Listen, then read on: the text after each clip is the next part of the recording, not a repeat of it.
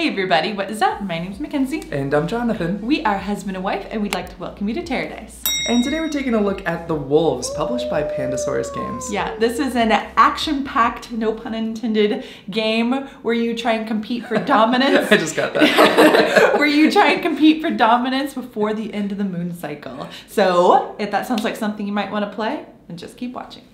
Okay, so Mackenzie said that it is action-packed because you are a pack of wolves taking actions. The whole goal of the game is to control the most territory-ish. So there's different territories that are worth points at different points during the game. So it's kind of interesting. You gotta run around to one place, take control, run around to another place, take control. That's as the moon is kind of going through its various phases. Now you do that by flipping these action tiles. The number of tiles determines which type of action you can take. So if I flip one tile, I can move. If I flip two, I can place dens or layers, or I can howl at lone wolves and make them join my pack.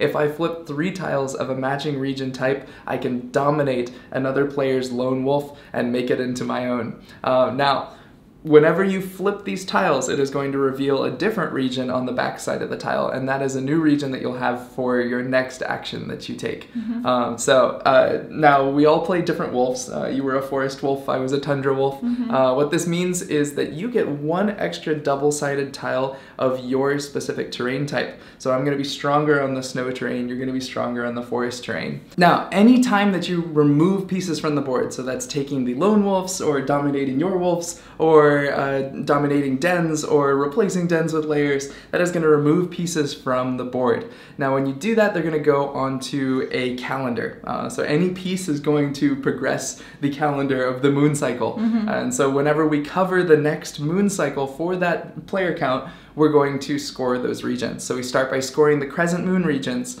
You're getting control based on the number of wolves, dens, layers you have there. Then we're going to do the quarter moons, and then we're going to do the full moons. And at that point, the game is over. That's kind of the overview of the game. Let's dive into what did we love about this game. So what was some of our favorite parts? I'm going to go off the bat and say I think they did a really good job with theme. All the different types of wolves you can play, the fact that you get 1 more action when you're playing as that certain type of wolf for that area.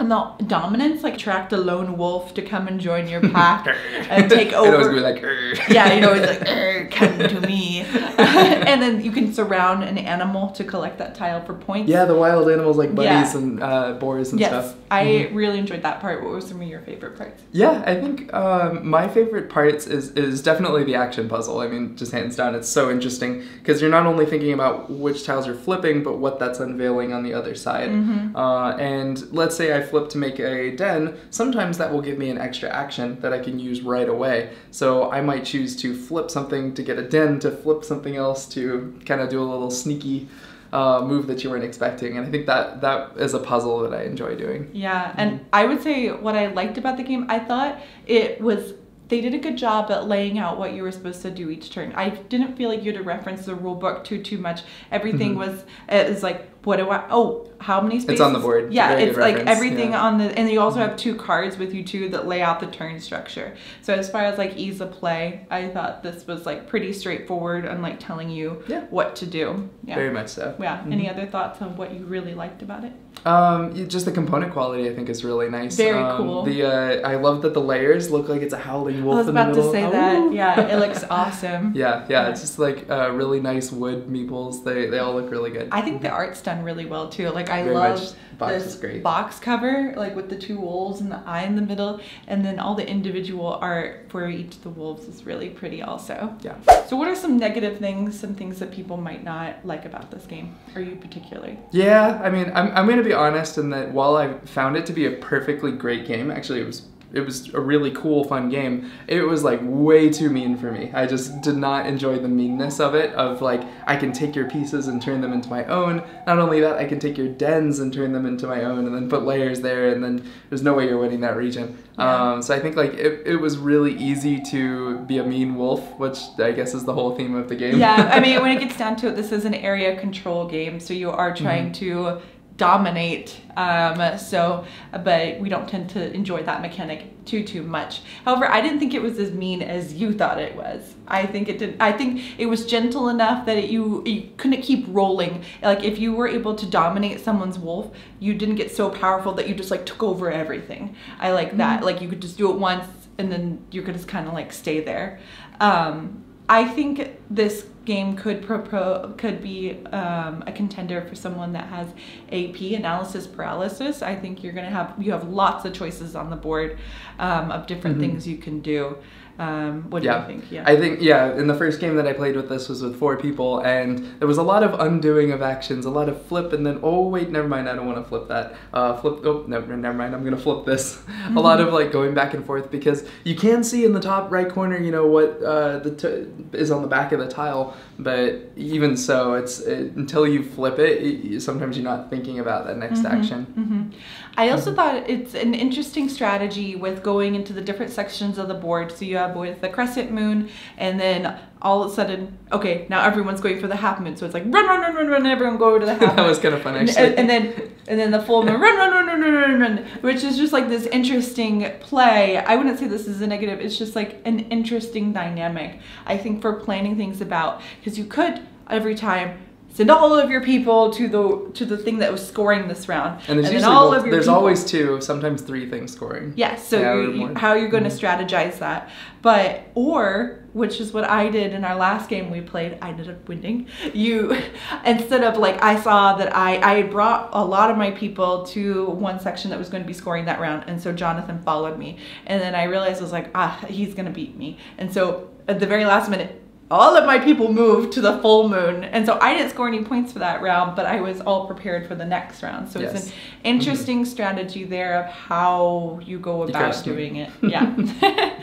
So you were the one who had the pleasure with the rulebook. How did you feel the rulebook ease? Yeah, rulebook's pretty clean. It teaches the game very well in a good order. It's also on your player boards, which is really nice. 2-player is a variant, but that immediately turned me off to the 2-player mode. We did not play 2-player for a long time, where we went and played 4-player and stuff.